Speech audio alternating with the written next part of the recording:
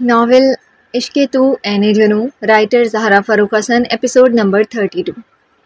تو اس طرح سے میری زندگی میں شامل ہے، جیسے خوابوں میں چھپی کوئی دھیمی سی چلمن ہے، جیسے خاموشیوں میں چھپی ہو گفتگو تیری، جیسے تنہائیوں میں گونجے ہو ساز تیری، جیسے بارش کی بوندیں چھو جائیں بے ارادہ، جیسے دل بے سبب ہو جائے تیری یاد سے شاداں، جیسے راتوں کے سناٹے میں چلتی ہو سانس تیری، جیسے لفظوں کے بیچوں بیچ چھپی ہو بات تیری۔ نہ کوئی صدا، نہ کوئی صلح، نہ وعدوں کا شور ہے، پھر بھی تو ہر گھڑی میرے دل کے آس پاس ضرور ہے۔ تو ہوا کی طرح ہے چہرہ مگر محسوس، تو خفا بھی ہو تب بھی تیرا ہونا ایک مخصوص۔ تو اس طرح سے میری زندگی میں شامل ہے، جیسے وقت کے صفحے پر لکھی کوئی پہلی منزل ہے۔ آسمان پر بادلوں کے پیچھے چھپتا چاند، ندی کے پانی میں بنتے بگڑتے جھلملاتے عکس کے مانند کبھی مکمل دکھائی دیتا تو کبھی لہروں کی ہلکی جنبش سے دھندلا جاتا۔ چاندنی جیسے کسی پوشیدہ سیڑھی کے ذریعے زمین پر اترتی ہوئی میر حویلی کے باغ میں شرارتی کرنوں کی صورت میں آنکھ مچولی کھیل رہی تھی۔ درختوں کے سائے لمبے ہو چلے تھے، ان کی شاخوں سے چھن کر آتی روشنی باغ کے سبز فرش پر مبہم نقش بناتی کہانیاں بن رہی تھی۔ ہلکی ہوا میں رات میں کھلنے والے پھولوں کی دل فریب مہک کھلی ہوئی تھی، جو وقت کے دروازے پر دستک دیتی محسوس ہوتی جیسے کوئی پرانی یاد آہستہ سے واپس آ رہی ہو۔ دور کہیں ایک الو کی صدا خاموشی کی چادر میں ایک ہلکی سی جنبش پیدا کرتی اور لمحے بھر کو یوں لگتا ہے جیسے خود وقت بھی سانس روک کر اسی منظر کو دیکھ رہا ہو۔ باہر کا منظر خوابناک تھا۔ چاند بادلوں کی دبیز تہ میں آنکھ مچولی کھیلتا، کبھی پوری آب و تاب سے جھلکتا تو کبھی دھند میں چھپ جاتا۔ حویلی کے باغ میں پھیلی مصنوعی روشنیاں چاندنی سے یوں گتھم گتھا ہو رہی تھی جیسے روشنی اور سائے نے کوئی پراسرار رقص چھیڑ رکھا ہو۔ اور میر حویلی کے اندر بڑے لیونگ روم میں ڈنر سے پہلے کی چہل پہل اپنے عروج پر تھی۔ میر احتشام حسن کے بیٹے، پوتے، نواسے، نواسیاں سب حویلی میں جمع تھے، جن کی بات صرف اس حویلی میں ہی نہیں بلکہ پورے گاؤں جس سے ان کی ریاست کہا جاتا تھا قانون کا درجہ رکھتی تھی۔ میر احتشام حسن باوقار بڑھاپے کے ساتھ اپنی نسلوں کے درمیان بیٹھے تھے۔ آج خاص موقع تھا، ان کے مرحوم بھائیوں کی اولادیں بھی شہر سے آئی ہوئی تھیں۔ حویلی میں ہر طرف کہے، خوشی، مہمانداری اور روایتی ہلچل کی فضا تھی۔ اسی دوران فرحین دھیرے دھیرے چلتے لیونگ روم میں آ گئی تھی۔ گہرے رنگ کے خوبصورت ڈیزائنر کپڑوں میں ہلکا پھلکا میک اپ اور دلکشی لیے ہوئے ناز و ادا وہ لیونگ میں اپنے دیوان پر بیٹھی بی جان کی طرف چلی آئی۔ بی جان، میں اتنے دنوں بعد آئی ہوں اور کوئی مجھے گھمانے تک نہیں لے جا رہا۔ مجھے یہاں کی چاندنی رات میں گھومنا بہت پسند ہے۔ فرحین نے دوپٹے کو بے دلی سے گلے میں لپیٹا اور نازک شکوہ لبوں پر سجا لیا۔ کس کے ساتھ گھومنا پسند ہے اس کی خبر دل کو تھی۔ بے جان نے آئینہ کے پیچھے سے اسے دیکھا۔ حسن کی اس تصویر کو دیکھ کر لمحے بھر کو لبوں پر نرمی ابھری مگر فوراً ہی نگاہ لیونگ روم کے کونے کی طرف مڑ گئی، جہاں مرد حضرات بیٹھے آپس میں گفتگو میں مصروف تھے۔ اے فری، کتنی بار کہا ہے جب مرد لوگ گھر میں ہوں تو دوپٹہ سلیقے سے اوڑھا کرو۔ بی جان نے نرمی مگر واضح تاکید سے کہا اور پھر دوبارہ اپنی سویٹر کی بنائی میں مصروف ہو گئی۔ فرحین نے ناک سکیڑی اور آہستگی سے بڑبڑائی، یہاں کون دیکھنے والا ہے؟ پھر چوری چوری یاور کی طرف نظر اٹھائی جو نیم رخ بیٹھا تھا۔ اس کی بے نیازی کا عالم ہی ایسا تھا جو دل کے کسی کونے کو چبھ سا جاتا تھا۔ کوئی دیکھے یا نہ دیکھے تمہیں خود احتیاط کرنی چاہیے، اب تم بچی نہیں رہی ہو۔ بی جان کی آواز میں تنبیہ بھی تھی اور تجربے کا بھاری سناٹا بھی۔ ہاں، ایک ہم ہی بڑے ہو گئے ہیں، باقی سب کے لاڈ باقی ہیں۔ فرحین کی آواز مدھم تھی مگر لہجہ کڑوا۔ بی جان نے چونک کر سر اٹھایا لیکن اس وقت فرحین اٹھ چکی تھی اور آہستہ آہستہ مردوں کی طرف جا رہی تھی۔ بی جان ایک سرد آہ بھری اور نظریں نیچے کر لی۔ سویٹر کی سلائیاں ہاتھوں میں تھیں مگر ذہن کی الجھنیں اب اس سے بھی الجھنے لگی تھی۔ بچی کسے کہا گیا تھا وہ اچھی طرح سمجھ چکی تھی۔ سوتیلا رشتہ صرف نام کا نہیں ہوتا، دل کی زمین پر بھی فرق ڈال دیتا ہے۔ ادھر یاور کی نظر فرحین پر پڑی جو ان کے حلقے کی طرف بڑھ رہی تھی۔ ایک لمحے کے لیے اس کی آنکھوں میں ناگواری کی لہر دوڑ گئی۔ یہ لڑکی فرحین اسے کبھی بھی پسند نہیں آئی تھی۔ زوفشاں اور ملیحہ کی یہ سوتیلی بہن جس کے انداز میں ایک عجیب خود سری اور بے باکی جھلکتی تھی، اس کی موجودگی ہی اسے کھٹکتی تھی۔ باقی خواتین یا تو کچن میں تھیں یا اپنے کاموں میں مصروف مگر وہ، یاور کے چہرے پر سنجیدگی گہری ہو گئی۔ اس نے لب بھینچے اور اٹھ کھڑا ہوا۔ کہاں جا رہے ہو یاور؟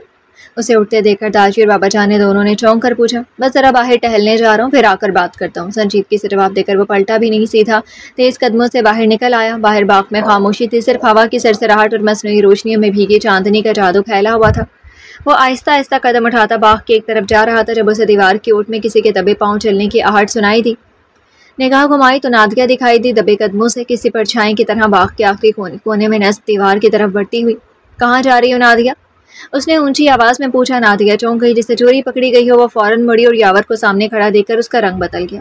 وہ میں الفاظ الجھ کے صفائی دینا مشکل ہو گیا۔ یاور نے سخت نظروں سے گھورتے ہوئے سوال دہرایا، کہاں جا رہی ہوں؟ نادیہ نے خود کو سنبھالا، ہلکی سے نفرت لبوں پر سجائی اور گردن اکڑا کر کہا، زوفشاں کو ڈھونڈ رہی تھی، اس سے ایک ناول لینا تھا، اسے میں نے ادھر آتے دیکھا تھا۔ یاور کی نظروں میں شکوک کی لہر تیرنے لگی۔ زوفی تو اس وقت کچن میں ہے، اور جہاں تک مجھے یاد ہے وہ ناولز نہیں پڑھتی۔ اس کی سرد آواز نے لمحے بھر کو فضا کو ساکت کر دیا تھا۔ نادیہ کی پلکیں لرزی مگر چہرے پر کچھ دیر کے لیے مصنوعی اعتماد قائم رہا۔ ہو سکتا ہے پڑھنے لگی ہو، تمہیں کیا ہر کسی کی دلچسپیاں یاد رہتی ہیں؟ آواز میں عجیب سا چبھن بھرا طنز تھا۔ یاور نے کچھ دیر اسے یوں ہی دیکھا۔ کبھی کبھی خاموشی بہت کچھ بولتی ہے، اور یاور کی خاموشی نادیہ کے اندر جھانک رہی تھی۔ مجھے ہر وہ بات یاد رہتی ہے جو بھلائی نہیں جا سکتی، یاور نے آہستگی سے کہا۔ آواز سرد تھی اور آنکھوں میں تیز چبھن۔ نادیہ کا گلا خشک ہو گیا۔ تم ہمیشہ یوں ہی بات کا رخ بدل دیتی ہو۔ نہیں، بات کا رخ بدلتا وہ ہے جسے سچ سے ڈر ہو۔ یاور کی نظریں اب نرم نہ تھی نہ ہی روایتی۔ میں صرف ایک ناول لینے نکلی تھی یاور، اور تمہیں کب سے سب کی دلچسپیاں یاد رہنے لگی؟ نادیہ گردن اٹھائے اعتماد سے اسے دیکھ رہی تھی۔ یاور نے ایک سرد ہنسی کے ساتھ سر جھٹکا۔ جو لوگ چھپ کر دیواروں کی اوٹ میں جانے لگے ان کے ارادے بھی سمجھنا پڑتے ہیں، اور ان کی دلچسپیاں بھی۔ نادیہ کا چہرہ تب گیا تھا۔ مجھے کسی کو صفائی دینے کی ضرورت نہیں ہے۔ وہ تیزی سے پلٹی اور قدم بڑھا دیا، مگر اس کے قدموں میں اضطراب تھا جیسے دل میں کوئی راز دبائے جا رہی ہو۔ باغ میں پھیلی چاندنی اب دھیرے دھیرے دھند میں بدل رہی تھی۔ یاور دیر تک وہیں کھڑا رہا، اس کی آنکھیں نادیہ کے پیچھے جاتی گہری پرچھائی میں الجھی ہوئی تھیں۔ اسے لمحے زوفشاں کی آواز نے خاموشی کو توڑا۔ یاور بھائی، پیر جان بلا رہی ہیں۔ یاور نے اپنی جگہ کھڑے ہوئے سر گھمایا، پلکوں کے نیچے ایک گہرا سا سایہ تھا۔ ایک لمحے کو سانس روک کر رہ گیا، جیسے کسی نے دل کے کنارے پر ہاتھ رکھ دیا ہو۔ پھر وہ آہستہ سے پلٹا اور اندر کی طرف جانے والے راستے پر کھڑی اس لڑکی کو دیکھا جس کی ہر جھلک میں اب اس کے دل کی دھڑکن چھپی تھی۔ ہلکے رنگ کا سوٹ، سلیقے سے سنبھالا ہوا دوپٹہ، اور وہ مخصوص سکون جو صرف زوفشاں کے چہرے سے جڑا تھا، جیسے موسم بہار کا کوئی خفیف جھونکا۔ اندر آ جائیں فوجی صاحب۔ وہ ہنسی نہیں بلکہ ایک بے پرواہ مسکراہٹ جس کی وجود میں سنائی دی تھی، جیسے کانوں میں کوئی سر گھل گیا ہو۔ یاور خاموش رہا۔ اس کی نظریں اس کے چہرے پر جم گئی تھی جہاں کوئی الجھن، کوئی پریشانی نہ تھی۔ جس چہرے کو ایک بار دل نے اپنی پناہ میں لے لیا، اس کے بعد سب اور چہرے، سب اور آوازیں غیر لگنے لگی تھیں۔ نادیہ، فرحین، سب کسی اور وقت کسی اور دنیا کے نام ہو چکے تھے۔ اب وہ صرف اس لمحے کا اسیر تھا۔ زوفشاں کی موجودگی کا آہستہ آہستہ چلتا اس کے قریب آ گیا۔ زوفیہ اپنی چمکتی آنکھوں سے چاروں طرف دیکھ رہی تھی، بظاہر بے پرواہ مگر آنکھوں میں ایک نادان تجسس تھا۔ یاور نے اسے دیکھا جیسے کسی خواب کو جاگتی آنکھوں سے دیکھ رہا ہو۔ مجھے بلانے کے بہانے تمہیں باہر آنے کا موقع مل گیا، ورنہ بی جان ہرگز تمہیں رات کے وقت یہاں نہ بھیجیں۔ اس کا لہجہ ہلکا سا شوق تھا مگر اس کے اندر کچھ اور ہی چل رہا تھا۔ دل جیسے سرما کی دھوپ میں بیٹھا نرم ہدت سے سکون محسوس کر رہا ہو۔ زوفشاں نے منہ بسورا، ان کا بس چلے تو مجھے اپنی گود میں بٹھا کر رکھیں۔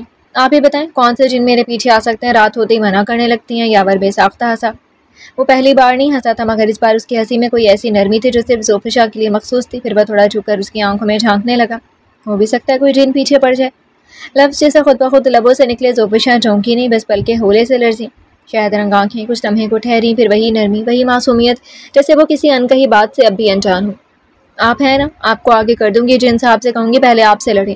یاور ایک لمحے کو خاموش رہا، جیسے دل کی دیوار سے کوئی پرانا وعدہ ٹکرا کر گر پڑا ہو۔ وہ کچھ بول نہیں سکا، صرف دیکھا اور دل ہی دل میں اس لمحے کی دعا مانگی، خدا سے، وقت سے، اور شاید خود زوفشاں سے، کہ کبھی وہ لمحہ آئے جب وہ اس کی بے خبری سے نکل کر اس کی آنکھوں میں اس جذبے کو پہچان لے جو ہر نظر کے پیچھے چھپا بیٹھا تھا۔ مگر ابھی نہیں۔ ابھی زوفشاں اس جذبے سے بے نیاز تھی۔ اس کے لہجے میں صرف بچپنا تھا، بے فکری اور اس خاص رشتے کی وہ نرمی جو اسے یاور بھائی کے طور پر دیکھتی تھی۔ اور یاور، وہ دل میں وہ سارا طوفان لیے خاموش کھڑا رہا۔ اس کے لفظ زوفشاں کے کانوں تک نہیں پہنچے مگر دل کی دیواروں پر ان کی گونج واضح تھی۔ چاندنی آسمان سے نیچے اتر رہی تھی اور یاور کو لگا جیسے اس کی ہر روشنی بس زوفشاں کے گرد ہی رک گئی ہو۔ زوفشاں آگے مڑی۔ آئیے نا، بی جان انتظار کر رہی ہوں گی باہر۔ یاور نے اس بات میں سر ہلایا، بس قدم آگے بڑھا دیے، خاموشی کے اس کارواں کے ساتھ جس کا ہر لمحہ زوفشاں کے بے خبر تبسم میں چھپا ہوا تھا۔ وہ دونوں ساتھ ساتھ اندر داخل ہوئے تو فرحین کی نگاہیں لمحے بھر کو ٹھٹک گئیں۔ آنکھوں میں چنگاریاں لیے اس نے پلٹ کر انہیں دیکھا تھا۔ روشنیوں سے سجے لیونگ میں سب کے چہرے روشن تھے مگر اس کے لیے وہ نظروں کی چبھن سب سے نمایاں تھی جو کسی اور نے نہیں، صرف ایک نے محسوس کی تھی، احمد نے۔ کیا دیکھ رہی ہو جانے من؟ اس کی آواز میں وہی خمار، وہی بے باکی تھی جو فرحین کے لیے ہوتی تھی۔ ایک ہاتھ بے باک انداز میں اس کی کمر سے چھو کر گزرا تو وہ چونک کر پیچھے ہٹی۔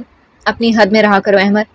ناگواری سے اسے دیکھتے ہوئے فرحین کی آواز میں سرد برف تھی مگر لہجے کی سختی صاف بتا رہی تھی کہ اندر ہی اندر وہ کس قدر سلگ رہی ہے۔ حد میں ہی ہوں جان، ابھی حد کہاں توڑی ہے؟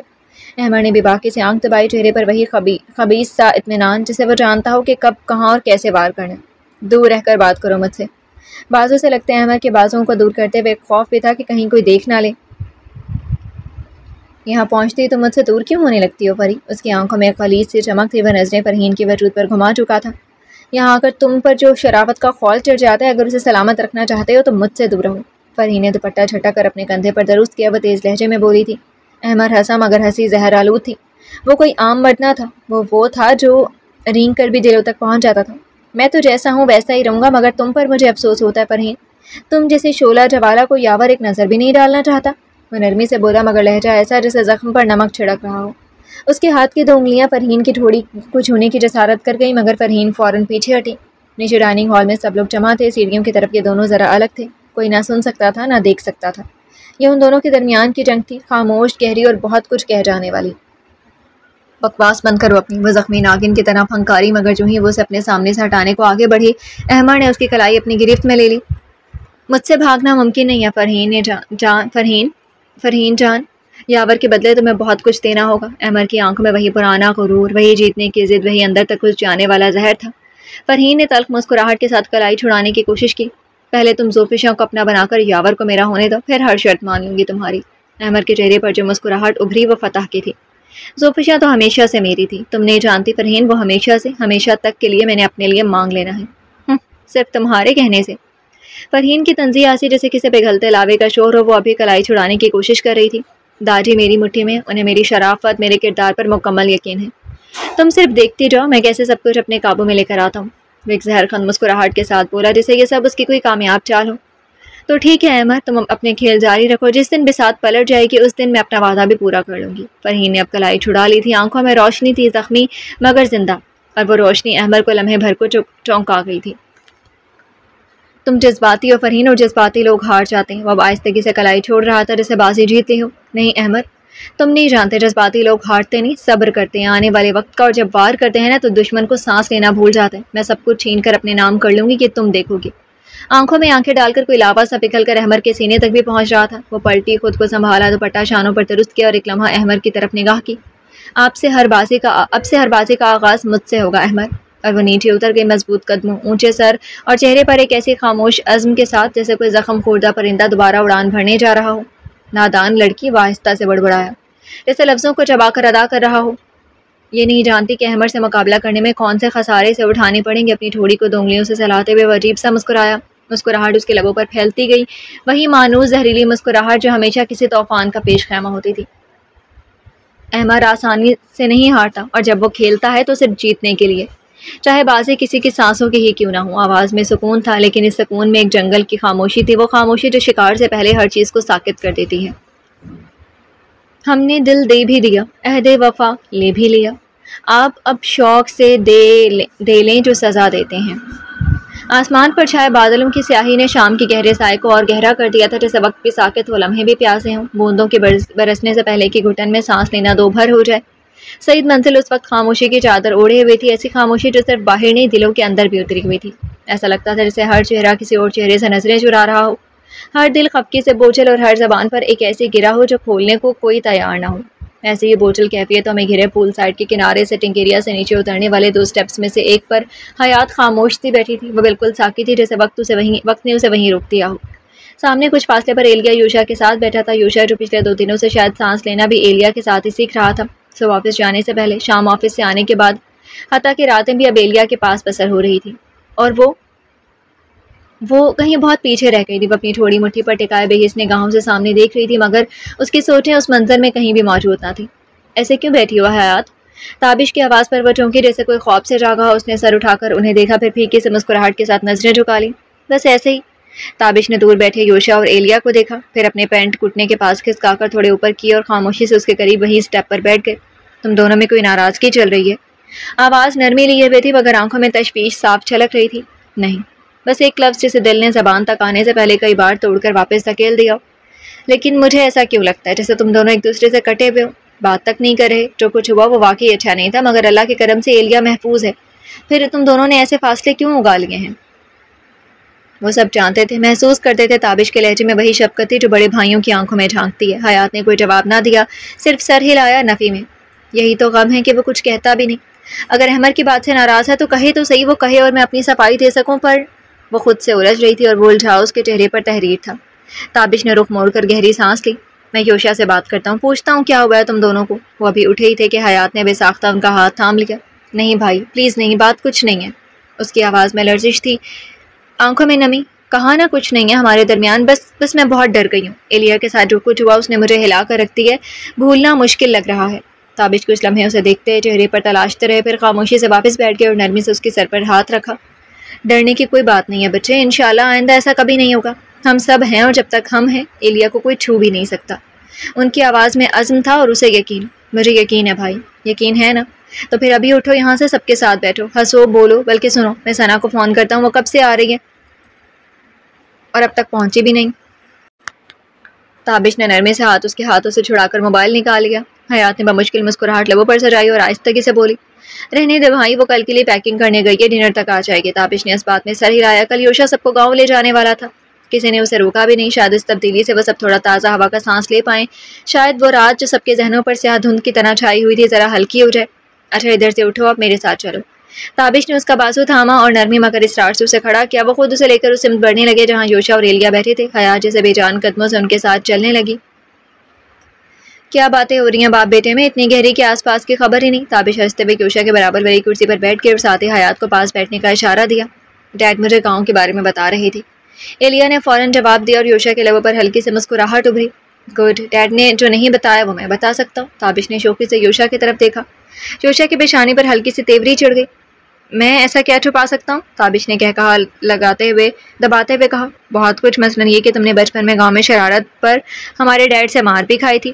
ایلیا کی آنکھوں میں دلچسپی چمکنے لگی، وہ ہمت گوش ہو گیا۔ حیات مگر خاموش تھی، جیسے کسی اور ہی دنیا میں گم۔ وہ کسی قدر اجنبی سی لگ رہی تھی، اپنے ہی اندر لپٹی ہوئی۔ یوشا نے کندھے جھٹکے، بھائی آپ نے ضرور کوئی خواب دیکھا ہوگا۔ جی نہیں، حقیقت ہے یہ۔ ایلیا میرے ساتھ آؤ، میں تمہیں سب کچھ بتاتا ہوں، لیکن اس سے پہلے ہم چلے اور تمہاری بڑی خالہ کو جگائے جنہوں نے شاید سونے کا عالمی ریکارڈ قائم کرنا ہے۔ یہ کہہ کر وہ اچانک اٹھے اور ایلیا کو بازوؤں میں اٹھا لیا۔ یس، مجھے پوری سٹوری سننی ہے۔ ایلیا خوشی سے چہک اٹھا۔ تابش نے ہنس کر سر ہلایا اور اندر کی طرف بڑھ گئے۔ یوشا اب ہمیں یہ اکٹا کیے ہوئے ان کے پشت کو گہری نظروں سے دیکھ رہا تھا۔ کتنی چالاکی سے وہ دونوں کا اکیلا چھوڑ گئے تھے، یا شاید بہت سمجھداری سے۔ اس نے آہستگی سے سر جھٹکا، پھر نگاہ حیات پر ڈالی۔ وہ خاموش بیٹھی تھی، نظریں جھکائے اپنے ہاتھوں کو دیکھ رہی تھی، جیسے ان میں کوئی سوال چھپا ہو جس کا جواب وہ خود بھی نہیں جانتی ہو۔ تابش اور ایلیا کے قدموں کی چاپ مدھم ہوتی گئی، یہاں تک کہ مکمل خاموشی چھا گئی اور یوشا اب بھی اسی حالت میں بیٹھا ہوا تھا، پشت کرسی سے لگی، نظریں شیشے کے پار اندر کچھ تلاشتی ہوئی۔ ملازم اپنی سرگرمیوں میں مصروف تھے اور وہ اپنے ہاتھوں پر نظریں جمائے بیٹھی تھی، جیسے ان پر کچھ لکھا ہو جو وہ بار بار پڑھا جا چکا ہو۔ چند ثانیے ایسے گزرے جیسے وقت سانس روک کر بیٹھ گیا ہو۔ یوشا نے گہری سانس لی۔ شیشے کے اس پار ملازم نظر آ رہے تھے۔ اس رات کے اثر سے کب نکلو گی تم؟ حیات نے سر اٹھایا جیسے وہ جملہ اندر کہیں جا کر لگا ہو۔ آواز نہیں نکلی، صرف ہاتھوں کی گرفت کچھ سخت ہو گئی۔ اور تم؟ شاید پوچھنا چاہ رہی ہے میں کیسے نکل جاؤں جب اس رات کے اثر نے فاصلے درمیان میں لا دیے ہیں۔ میں حادثوں کو اپنے سر پر سوار نہیں کرتا، یہ جاننے کی کوشش کرتا ہوں وہ ہوئے کیوں۔ یوشا کا لہجہ بے رنگ سا تھا، نرمی اور پیار کے بغیر پھیکا سا۔ حیات نے اس بار اسے دیکھا۔ تو سبب جاننے کے لیے کچھ پوچھتے کیوں نہیں، یا یقین کر کے بس مجھے بے اعتبار کر گئے ہو؟ یوشا نے شیشے کے پار منظر کو دیکھتے ہوئے سر جھٹکا، ذہن سے کوئی بوجھ بھی۔ بے اعتبار تو بس ہماری محبت ٹھہری۔ اس جملے نے جیسے دل کی دھڑکن کے ساتھ وقت کو تھمنے پر مجبور کر دیا۔ حیات سانس روکے بس اسے دیکھی جا رہی تھی، یہاں تک ایک ہلکی ہوا چلی، دوپٹے کا کنارہ حیات کے کندھے سے سرک کر نیچے گر گیا، مگر اسے خبر بھی نہ ہوئی۔ یوشا نے بے اختیار ہاتھ بڑھایا، لیکن رک گیا، ہوا میں رکا ہاتھ واپس سمیٹ لیا۔ یہ سب بحث یہیں دفنا کر بھول جاؤ، کل ہم گاؤں جا رہے ہیں، تیاری کر لو۔ اس نے موضوع بدلا، یا شاید خود کو سنبھالا۔ پتہ ہے، حیات نے آہستہ سے کہا، وہاں کی ہوا میں کچھ پرانی باتیں زندہ ہوں گی۔ یوشا نے پہلی بار اس کی طرف ٹھیک سے دیکھا۔ ہو سکتا ہے اور کچھ دفن یادیں بھی، جن کا حساب کبھی ہوا ہی نہیں۔ وہ ایک لمحے کو خاموش ہو گئے، پھر حیات نے سر اٹھایا، نظریں یوشا سے ملی، وہ نظریں جن میں محبت کی تلاش تھی۔ میں طاہا کو کال کر کے آتا ہوں۔ وہ نظریں ہی پھیر گیا اور تیزی سے اٹھ کر لمبے لمبے ڈگ پھٹتے منظر سے غائب ہو گیا تھا۔ حیات ایسی ہی بیٹھی رہی، تنہا اپنی سوچوں کے درمیان، اداسیوں کے ساتھ اور چند آنسوں کے قطروں کے ہمراہ، جو تنہا ہوتے ہیں آنکھوں سے پھسل کر گالوں پر بہہ آئے تھے۔ پھر اچانک جیسے کسی ضبط کا بند ٹوٹ گیا ہوا، بارش ہونے لگی، ہلکی مگر مسلسل وہ بوندیں سنگی فرش پر برستی، جیسے کوئی دھیمے سروں میں کوئی دکھی گیت گا رہی ہوں۔ ایسا لگ رہا تھا جیسے ہوائیں اس کے دل کی نمی کو چپکے سے چرا کر لے گئی ہو، اور آسمان اس ادھورے لمحے کی گواہی دے رہا تھا۔ ہر بوند گویا ایک انکہی بات تھی جو اس کی آنکھوں سے نہیں نکل سکی، سو آسمان نے اسے اپنی زبان دے دی۔ حیات کے پلکوں پر رکے آنسو اب چپ چاپ بہنے لگے، جیسے اندر اور باہر کی دنیا نے ایک دوسرے کا دکھ سمجھ لیا ہو۔ جو تیرے دل کو لبھائے وہ ادا مجھ میں نہیں، کیوں نہ تجھ کو تیری ہی کوئی ادا پیش کروں۔ وہ تیز قدموں سے فرش پر چلتی راہداری کی طرف بڑھ رہی تھی، سناٹا جیسے اس کے اپنوں سے سہم گیا ہو۔ اندرونی حصہ بارش کی بوندوں سے تو محفوظ ہو گیا تھا، مگر موسم ابھی بھیگا ہوا تھا۔ فضا میں نمی بسی ہوئی تھی، ایسی جو دل کے اندر اتر کر خاموش آہستگی سے کچھ چھونے لگی۔ شیشوں کے پار درختوں سے آخری بوندیں ٹپک رہی تھی، جیسے کوئی دیرینہ گواہ اپنے آنسو بہا رہا ہو، خاموش، شکست خوردہ، بے صدا۔ حیات اپنے کمرے میں جانے کے لیے تیز تیز چلتی جا رہی تھی، مگر اس کے قدموں کی چاپ میں اضطراب تھا، مکمل بھیگی ہوئی اور آنکھوں میں بہت سی رو لینے کی نمی، جسے الٹی ہتھیلی سے وہ بے دردی سے بار بار رگڑ بھی دے رہی تھی۔ اپنے کمرے تک پہنچ کر دروازہ کھولنے سے پہلے ہی اچانک لمحے بھر میں ایک مضبوط ہاتھ نے اس کے نازک مگر سرکش بازو کو تھام لیا۔ وہ چونکی، مگر احتجاج سے پہلے ہی اسے اندر کھینچ لیا گیا اور کچھ کہنے کا موقع دیے بغیر دل پر مہر کی طرح سب دو انگارہ بنے ہونٹوں نے اس کے ہونٹوں پر دہکتا قفل رکھ دیا تھا۔ سانسوں کو اپنی سانسوں سے باندھ کر الفاظ کو پینے لگا تھا۔ وقت تھم گیا، اسے چوم رہا تھا، بے قابو، بے انداز، بے خوف، نہ اجازت مانگی، نہ معافی طلب کی، نہ وضاحت، نہ توجیہ، بس اپنے جذبات کو حیات کے لبوں پر انڈیل رہا تھا۔ یہ وہ بوسہ تھا جو جذبے کی آخری حد پر جنم لیتا ہے، جہاں زبانیں خاموش اور جذبات خود زبان بن جاتے ہیں۔ حیات کے ہونٹ جو بارش کی نمی سے تر تھے، اب یوشا کے ہونٹوں پر پیاس بن کر بھڑکی ہوئی تھی۔ یہ نمی اب دونوں کے درمیان تحلیل ہو رہی تھی۔ یہ لمس صرف بدن کا نہ تھا، یہ دل کا تھا، ٹوٹ کر ٹوٹے اعتماد اور بکھر کر جلتی امیدوں کا تھا۔ یہ وہ پھوار تھی جس نے پھر سے اسے زندہ کرنا شروع کر دیا تھا۔ حیات کی بند آنکھیں اب نمی میں کھو کر مدہوشیوں میں ڈوبتی مونتی جا رہی تھی۔ وہ ہار گئی، اور اس بار اس ہار میں عجب سی راحت تھی۔ وہ جو اب بھی اس کے لبوں پر چکا تھا، اس کی سسکیوں کو چپ چاپ اپنے اندر جذب کر رہا تھا۔ بارش کی نمی اب ان کے درمیان کی حرارت سے بخارات بننے لگی تھی۔ کمرے میں پھیلی سانس لینے کی کوششیں بھی اور تیز ہوتی دھڑکنیں بھی گواہ تھیں۔ یوں ہی اس کے لبوں کو اپنے لبوں میں قید کیے وہ اسے دیوار سے ٹکا چکا تھا، جس بات کی شدت ہر حد پار کر رہی تھی۔ حیات کی سانسیں بے ترتیب تھیں اور بدن لرز رہا تھا۔ اس کے ہونٹوں پر جھکتے جھکتے وہ سانسوں کی دھڑکن سن رہا تھا، جسے وقت تھم گیا ہو۔ ایک ہاتھ سے دروازہ دھکیل کر بند کیا گیا، دوسرے سے اس نے حیات کی کمر کو اپنی گرفت میں لیا اور لبوں کو رہائی دیے بغیر اس کے قدم آہستہ آہستہ بستر کی طرف بڑھنے لگے۔ بستر کے کنارے تک پہنچ کر وہ اسے اپنے ساتھ کھینچ لایا اور خود بھی گرتے ہوئے اسے ساتھ لے لیا۔ اس کے بال بکھرے، سانسیں اور تیز ہوئیں اور لبوں کی وہ قید اب گردن، جبیں اور گالوں تک پھیل چکی تھی۔ حیات کی پلکیں بھاری ہو چکی تھی، جیسے وہ اس شدت میں بہکنے لگی ہو۔ اس کے ہاتھ اب خود بخود اس کے گریبان کے کناروں کو چھو رہے تھے اور وہ ان ہاتھوں کو تھام کر اپنے گردن کے کناروں تک لے آیا۔ کمرے کی خاموشی میں صرف سانسوں کی سرگوشی تھی، جن میں خواہش کی تپش شامل تھی۔ لب گردن کے نرم جلد پر سرکنے لگے، اس کی لمس میں ہلکی سی لرزش تھی اور سینے تک میں ایک لہر دوڑ گئی۔ وہ اس کے گرد بازو لپیٹ کر جیسے وقت کو تھام لینا چاہتی تھی۔ لباس کے بیچ احساس کی تیز آنچ تھی اور بدن جیسے بے قابو ہو رہے تھے، اور پھر بے قابو ہو کر وہ آج اپنے وعدے سے بھی پھر جاتا۔ بہت آہستگی سے اس نے اپنے چہرے کو گردن سے الگ کر کے وہیں بستر پر وہ حیات کے بغل میں گرا تھا۔ تیز تیز سانس لیتے ہوئے وہ جیسے خود کو سنبھال رہا تھا۔ کچھ وقت ایسے ہی گزرا، جب یوشا نے گردن موڑ کر اپنے قریب لیٹی حیات کو دیکھا۔ وہ آنکھیں بند کر کے اب بھی بکھرتی سانسوں کو جوڑ رہی تھی۔ وہ ہلکا سا مسکرایا، کروٹ بدل کر اسے کمر سے تھام کر اپنی طرف کھینچ کر بولا، اب کیسا محسوس ہو رہا ہے؟ حیات نے آہستہ آہستہ پلکیں کھولی، نگاہیں جو مخمور ہو اٹھی آنکھوں سے ٹکرائیں، لمحے بھر کے لیے سرخی پھیلی، پھر ان میں خفگی سمٹ آئی۔ چھوڑو مجھے، بس یہی سب آتا ہے تمہیں۔ خود پر جھکے یوشا کو ہٹانے کی کوشش کرتے ہوئے لاکھ خفگی کے باوجود بھی لبوں کے گوشے مسکراہٹ میں ڈھلنے کو تیار تھے۔ چاہا تو دوریوں کا کھیل کھیلوں، پر یہ بارشیں اور تم، اس کے علاوہ مجھے اور کیا آ سکتا ہے میری جان؟ چپ کر ایک بار پھر اس نے سرخی سے جلتے لبوں پر اپنے ہونٹ رکھ دیا، مکمل اختیار سے۔ یوشا، میرا سانس بند ہو جائے گا، اور احتجاج کرتے ہوئے اسے خود سے دور کرنے کی کوشش کر رہی تھی۔ یہ عمل سانس دینے لینے کا ہوتا ہے، بند ہونے کا نہیں۔ لمحے بھر کے لیے بول کر پھر سے وہ سرخیوں کو اپنے سینے میں اتار رہا تھا۔ حیات نے اس بار اپنے ناخن اس کی گردن میں دھسائے تھے۔ کیا ہے، ابھی ڈنر پر نیچے جانا ہے، سب کو خبر کر دینی ہے کیا؟ آنکھوں میں بے تحاشا چمک لیے اس نے اپنی گردن بھی ایک انگلی سے چھوئی۔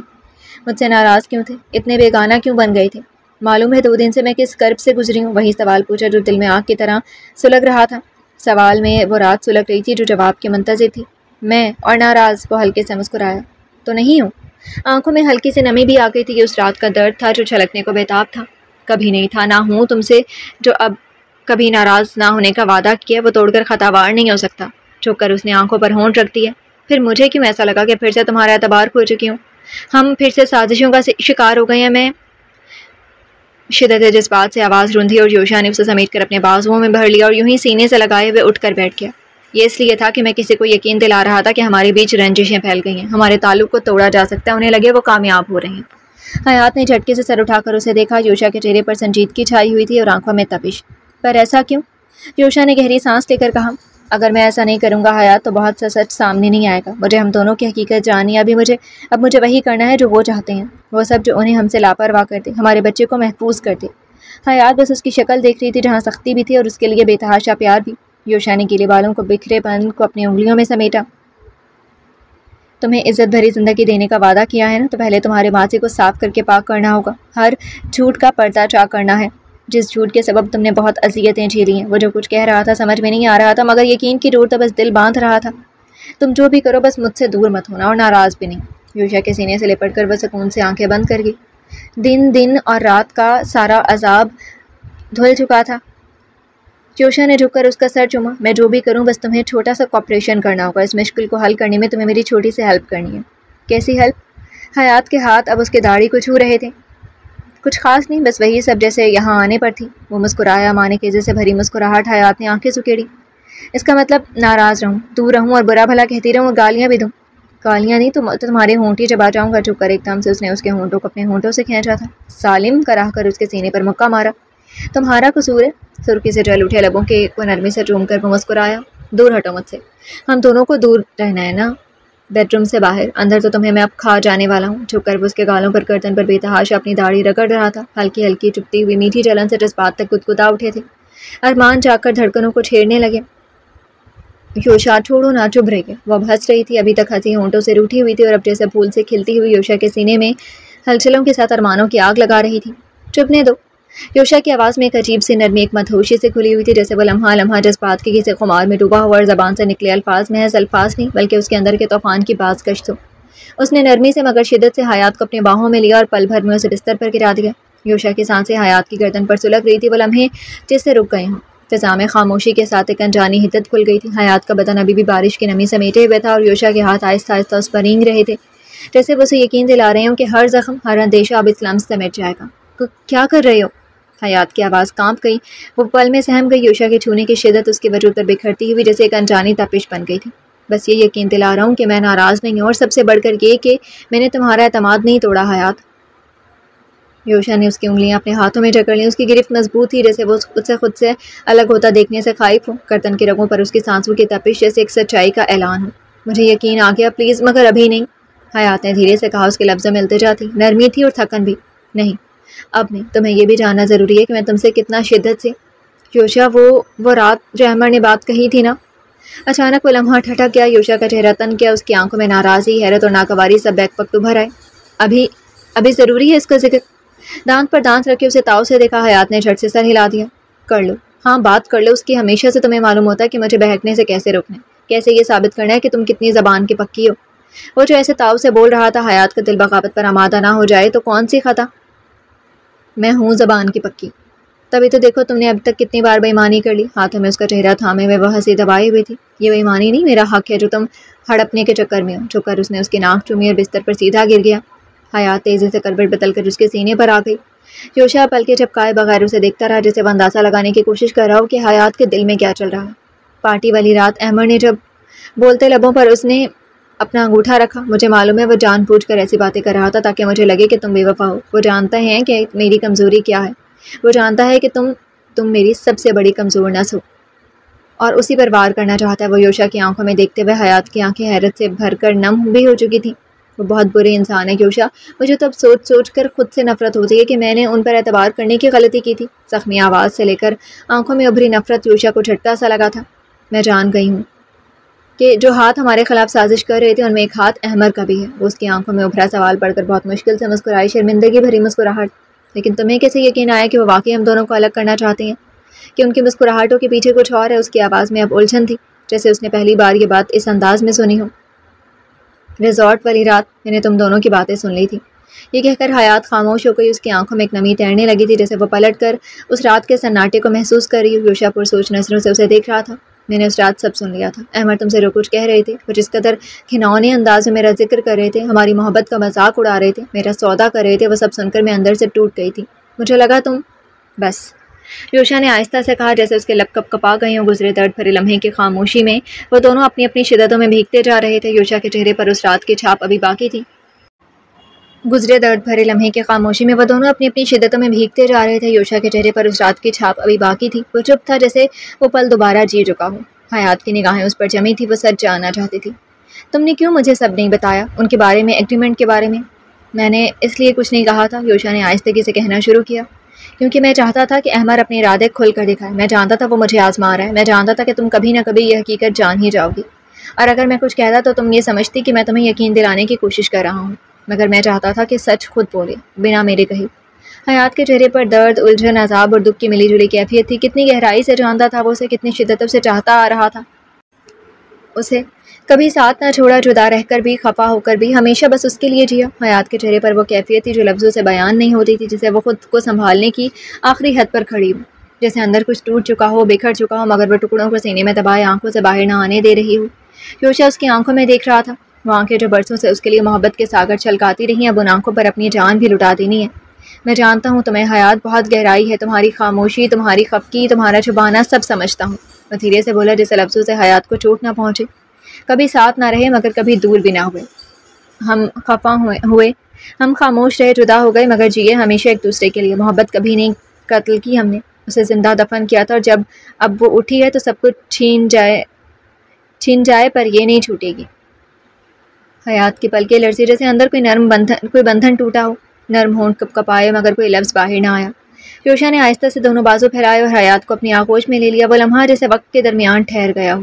باہر تیز برسات ہو رہی تھی، ہوا سرد ہو اٹھی تھی، لیکن اندر دو وجود ایک دوسرے کی گرمائش سے جڑے تھے۔ حیات نے خود کو اس کے سینے سے لگا دیا، جیسے برسوں کی تھکن سہارے کی ایک لمس سے پگھل گئی ہو۔ تم اب کچھ مت سوچو، کوئی گلٹ اپنے دل میں مت رکھو اور کوئی ٹینشن بھی مت لو، تمہارا یوشا سب سنبھال لے گا۔ یوشا اس کے سر پر نرمی سے ہاتھ پھیرتے ہوئے جیسے راحتوں بھرے خواب کا سفر پر لے جا رہا تھا، اور تب حیات کی آنکھوں کے کناروں سے دو قطرے چپ چاپ بہہ نکلے، نمکین تھے، بوجھل تھے مگر سچے تھے۔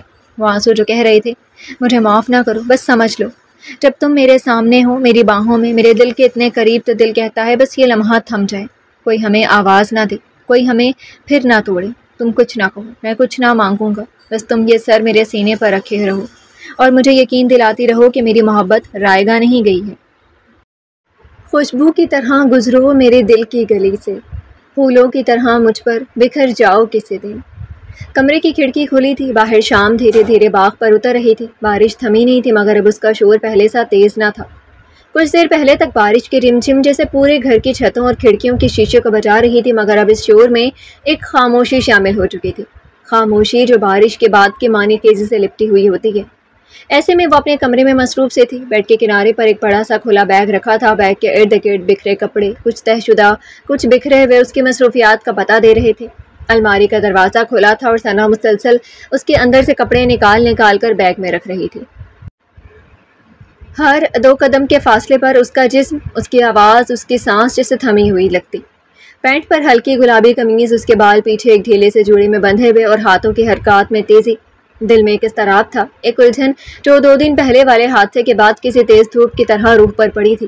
تب سے لے کر اب تک اس نے حیات کو ایک لمحہ بھی اکیلا نہیں چھوڑا تھا، ہر پل، ہر وقت اس کے ساتھ رہی تھی، اور اب جب گاؤں جانے کا وقت قریب آ رہا تھا تو وہ محض اپنے بیگ پیک کرنے اپنے گھر آئی تھی، مگر خود کو یہاں بھی مکمل طور پر موجود نہیں پا رہی تھی۔ اچانک دروازہ کھلا۔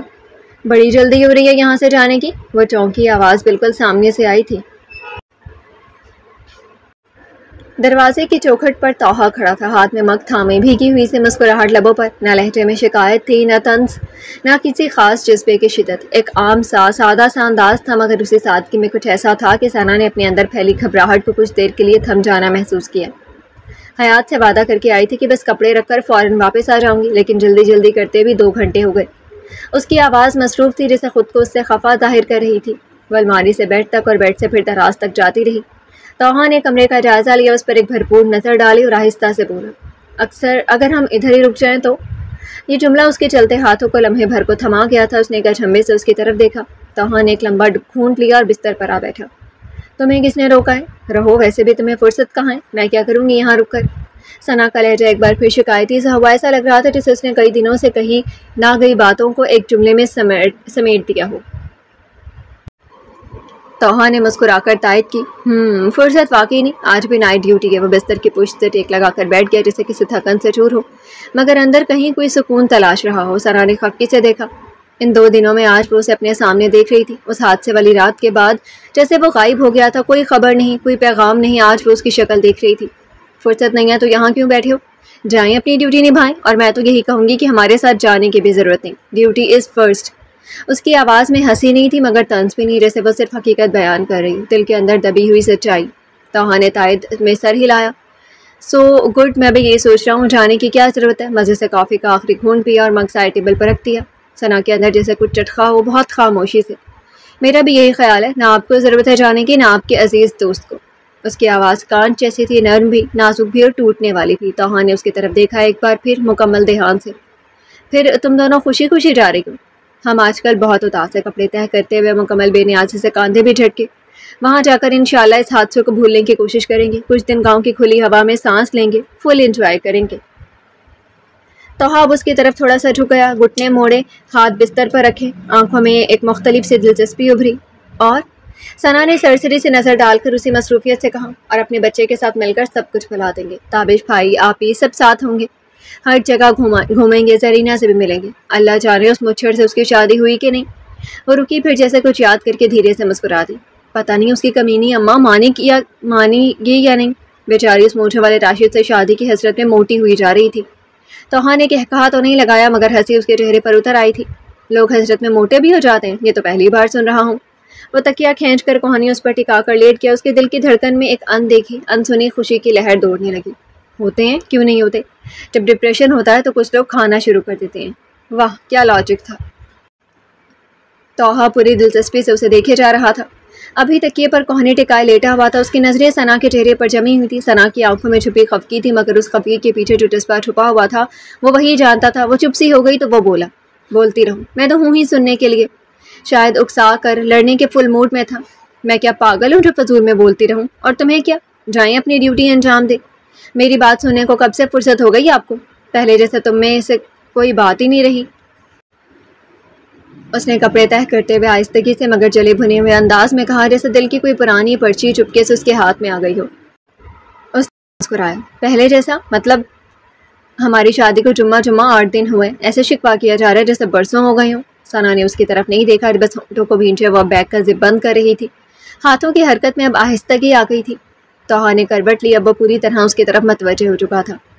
تم جانتی ہو نا کہ میں آج کل اس لیے مصروف ہو گیا تھا کہ بیوی تو میری اپنے دوست کا دل بہلانے میں لگی ہوئی ہے، کیا کروں ان کے بیچ میں گھس کر؟ نائٹ شفٹ کروا لی۔ جانے کی ان صفائیوں پر یقین نہیں آیا، مگر جرح کرنا ضروری نہیں سمجھا، بس اتنا بولی، ہاں تم بہت شریف شوہر ہو نا۔ اٹھ کر الماری کی طرف چلی گئی۔ شریف نہ ہوتا تو اب تک تو میری باہوں میں ہوتی، کپڑے نہ پیک کر رہی ہوتی۔ ثنا نے الماری بند کرتے ہوئے سر جھٹکا، مگر ہونٹوں پر مسکراہٹ ضرور رنگ گئی۔ تمہیں خود مجھ میں دلچسپی نہیں ہے۔ لاپرواہی سے بولتے ہوئے وہ دوپٹہ کرسی سے اٹھا کر دروازے کی طرف بڑھی تھی کہ اس سے پہلے وہ بیڈ سے کود کر اسے دبوچ چکا تھا۔ صرف دبوچا ہی نہیں، اسے لا کر بستر پر پٹک کر خود سایہ فکن ہوا تھا۔ یہ کیا بدتمیزی ہے؟ وہ سانس روکتے ہوئے بولی، نظریں اس کی آنکھوں میں گاڑتی ہوئی۔ یہ بدتمیزی نہیں، یہ تو وہ شدت ہے جو کب سے تمہارے لیے دل میں دبائے بیٹھا ہوں۔ وہ اس کے اتنے قریب آ چکا تھا کہ آواز ایک سرگوشی میں ڈھل گئی، جس میں دلچسپی بھی ہے، پیار بھی اور شاید عشق بھی۔ وہ کچھ اور کہنے ہی والی تھی کہ اس کے ہونٹوں پر خاموشی کی مہر ثبت ہو چکی تھی، جذبات کی، قربت کی۔ گلابی لبوں پر لگے مصنوعی رنگ جیسے اس کی قربت میں پگھل کر جذب ہو رہے تھے۔ ثنا کا سانس گہرا ہو گیا۔ وہ جتنی شدت سے خود کو سنبھالنے کی کوشش کرتی، وہ اتنی ہی بے خودی میں ڈوبتا جاتا۔ گلابی لبوں پر مصنوعی رنگ جیسے اس کی فطری حیا کو چھپا نہیں سکے تھے، بس ایک اور پردہ ڈال دیا تھا۔ ثنا کا سانس بے ترتیب ہونے لگا۔ ایک گہرا سانس لے کر وہ خود کو سنبھالنا چاہتی، مگر اس کی قربت اسے اور ٹوٹنے پر مجبور کر رہی تھی۔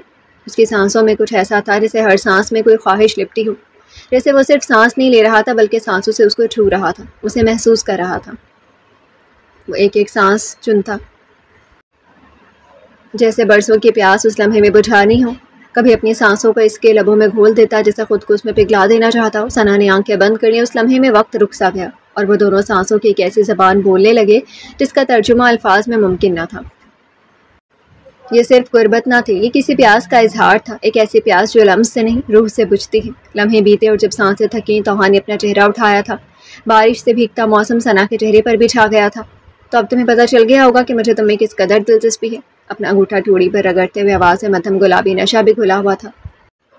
ثنا نے ہولے سے پلکیں کھولی۔ ناراض اب کیسے رہے جب ناراضگی دل کی حالت پر کہیں دور منہ چھپائے بیٹھی تھی۔ وہ نظروں ہی نظروں میں سب پڑتا دلکشی سے مسکرایا۔ اب تو مان لو میری جان، تمہاری ناراضگی مجھ سے برداشت نہیں ہوتی۔ میں دل و جان سے تمہارا ہوں، میرے جیسے دلہا ٹیوب لائٹ ڈھونڈ کر تمہیں نہیں ملنا۔ توحا نے شرارت سے آنکھ دباتے ہوئے کہا اور وہ بے ساختہ ہنس دی تھی۔ وہ ہنسی اور کہیں بارش کا قطرہ جھنکار سا برسا، کہیں کوئی کلی چٹکی۔ توحا کی آنکھوں میں جذبے اترنے لگے۔ اب اگر میں تم سے کچھ مانگوں تو دو گی؟ اس کی آواز ہلکی تھی جیسے دل کی دھڑکن کی لے میں گندھی ہوئی۔ ثنا نے اس کی طرف دیکھا، بھویں اچکی۔ تمہارا وہی انداز، پہلے لڑو پھر چکنی چپڑی باتوں سے مناؤ پھر فرمائش کرو۔ تو کیا کریں، بیوی ناراض ہو تو یہی تو سب سے آسان طریقہ ہے، پولیس والا ایسے ہی تھوڑی بناؤ۔ وہ اس کے گالوں پر بکھری لالی کو اپنی انگلیوں سے چھو کر نرمی سے دباتے ہوئے بولا، بس یہ چند لمحے یوں ہی بغیر بحث بغیر کسی شکایت کے بس ہمارے لیے۔ آنکھوں میں محبت کے رنگ نمایاں تھے، سانسیں التجا کر رہی تھی، وہ نرم چاہتوں کے گلاب کھلانے کو بے چین تھا۔ ثنا نے آہستہ سے پلکیں جھکائیں، ایک پل کو کمرے میں صرف خاموشی تھی، پھر توحا نے آہستگی سے اس کی گال کی ایک بکھری لٹ کو پیچھے کیا اور اس کے ماتھے پر اپنے لب رکھ دیے۔ وہ بوسہ جو کسی معافی سے بڑا، کسی شکایت سے سچا اور کسی وعدے سے پختہ تھا، دل کی سرزمین پر پھول بن کر کھلا، ہر شکایت کو بہا لے گیا۔ ثنا نے آنکھیں بند کر لیں، وہ سب کہہ چکی تھی بغیر کچھ کہے، اور توحا وہ سب سن چکا تھا بغیر کچھ سنے۔ کمرے میں نمی کی مہک، بارش کی خوشبو اور ان دونوں کی سانسوں کا ہموار ساز چھڑ رہا تھا۔ توحا کے ہونٹ پیشانی پر پھسلتے، چہرے پر پھیلتے، گردن تک کا سفر کر رہے تھے۔ کمرے کی فضا میں اب بارش کی نمی کی مہک رچ بس گئی تھی، کھڑکی کے پار باغ میں ہلکی سی نمی چمک رہی تھی اور پیلے بلب کی روشنی اس چمک کو اور بھی سنہری بنا رہی تھی۔ ان کے بیچ اب کوئی لفظ نہ تھا، بس ایک خاموشی مکمل ٹھہری ہوئی اپنی پوری معنویت کے ساتھ۔ نہ کوئی اور بات، نہ کوئی اور ضرورت، صرف یہ ایک آغوش کافی تھی۔ ان کے درمیان اب صرف سانسوں کا ہم آہنگ ساز تھا، محبت جو لفظوں سے بارہ تر ہو چکی تھی، قربت جو جسم سے آگے دل میں گونج رہی تھی، اور ان فسوں خیز لمحوں کو موبائل کی تیز بے رحم بیل نے بکھیر کر رکھ دیا تھا۔ لمحے جیسے کسی خواب سے لڑک کر حقیقت کے ٹھنڈے فرش پر آ گرے، سانسوں کی تپش پیچھے کہیں رہ گئی تھی اور فضا میں ایک ایسی خاموشی در آئی تھی جیسے پنکھا بند ہو جائے اور سب کو پسینے کا احساس ہو جائے۔ توحا نے گہرا سانس لیا، جیسے اپنی خود فراموشی کی معذرت خود ہی اپنے آپ سے مانگ لے، اور آہستہ سے اس سے الگ ہو گیا۔ ہمیں تو ابھی ناراض ہی رہنا چاہیے تھا، آخر میرے کمینے دوست کو بیچ میں ٹپکنا ہی تھا، وہ افسوس بھرے لہجے میں بولا، مگر آواز میں ہلکی سی شرارت تھی۔ ثنا ہنسی، وہ زوردار بے ساختہ کہا جو دل سے نکلے اور گردن جھکا لے۔ واہ، خود بیچ میں گھس کر رہتے اور الزام دوست پر۔ توحا نے شانے اٹھائے، جیسے اعتراف بھی نہ کیا اور انکار کی بھی زحمت نہ اٹھائی، مگر ثنا کی پیشانی پر اچانک ایک سنجیدہ سا بل آیا۔ توحا، یہ تمہارا دوست آخر حیات سے ناراضگی کا کون سا نیا ڈرامہ رچا رہا ہے؟ توحا نے موبائل اٹھاتے ہوئے ایک نظر اس پر ڈالی اور ہونٹوں پر ایک ایسی مسکراہٹ آئی جو ہر جواب کو گول کر جاتی تھی۔ بس یہی سمجھ لو کہ ڈرامہ ہے، بلکہ پورا سیزن تیار ہو رہا ہے۔ زیادہ تجسس ہے تو اپنی جاسوس سہیلی سے پوچھ لینا، وہ تم سے کچھ نہیں چھپاتی نا۔ وہ یہ کہہ کر موبائل تھامے کمرے سے نکل گیا، جیسے ڈائیلاگ مار کر اسٹیج سے اتر رہا ہو۔ ثنا نے اس کی پشت کو دیکھا، ایک مخصوص انداز میں جیسے بندہ جا تو رہا ہو مگر پیچھے کوئی چھری چھوڑ گیا ہو۔ ضرور یہ دونوں کوئی نہ کوئی کھچڑی پکا رہی، اور مسالہ شاید میری ہی سہیلی ہے، وہ بڑبڑائی، اور اسی پل اس کے دل میں ایک ایسی بے چینی سرسر آئی۔ اب حیات سے ساری ڈیٹیل کے بغیر اسے کب چین آنے والا تھا۔ مجھے اچھا سا لگتا ہے تمہارے سنگ سنگ چلنا، تمہیں ناراض کر دینا، پھر تمہیں خود ہی منا لینا، تمہاری بے رخی پر بھی تمہارے ناز اٹھا لینا، تمہیں کو دیکھتے رہنا، تمہیں کو سوچتے رہنا، بہت گہرے خیالوں میں، محبت کے حوالوں میں تمہارا نام آ جانا مجھے اچھا سا لگتا ہے۔ آسمان جیسے کسی نے دھو کر نچوڑ دیا ہو، سارا غبار، ساری دھند کہیں پیچھے رہ گئی تھی، اب وہ شفاف تھا، دھلا ہوا خاموش۔ ماہ کو ابھی 2 دن تھے مکمل ہونے میں، مگر چاند آج ہی مکمل لگ رہا تھا، روشنی سے بھرا، زمین کے ذرے ذرے کو چومتا، ہر تاریکی کو چیرتا۔ اسی چاندنی اور مصنوعی روشنی سے ملاپ میں نہائی سعید منزل کی پرشکوہ عمارت میں ڈنر کا وقت تھا۔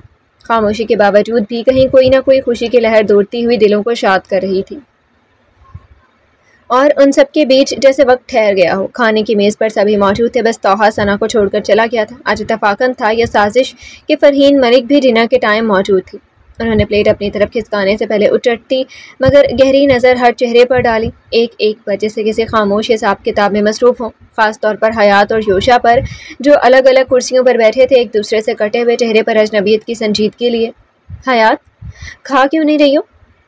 زری نے اسے چمچ کو پلیٹ میں بے دلی سے گھماتے دیکھا تو نرمی سے ٹوکا، کھا تو رہی ہوں آپ ہی۔